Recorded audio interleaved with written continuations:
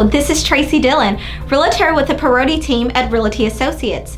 Today, I will be sharing some information on property status. When searching for a home, each property will have what HAR calls a property status. This gives you, as the buyer, the most up-to-date status of the home that you may be interested in purchasing. I always recommend that this information is determined before scheduling a tour or offering on a home. So 1, active. This is used for all currently active listings, or in other words, listings that do not have a signed contract. 2, option pending. Listings that are under contract and the seller and the buyer have agreed to give the buyer a unilateral termination option for whatever reason possible. 3, pending continued to show.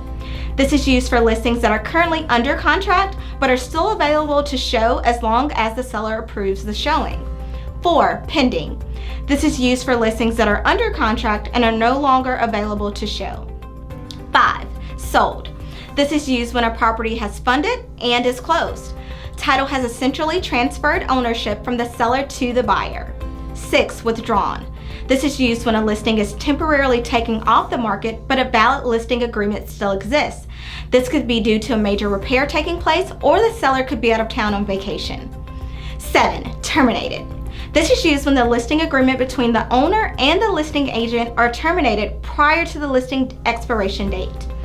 Now that you have some information on property status, let's find you the perfect home. At the Parodi Team, we educate to empower, we train to excel, we plan to succeed, and we develop long-lasting relationships. Call me today at 601-750-2253 or visit my website at www.traciedillon.com. Let's make your home purchasing dreams come true today.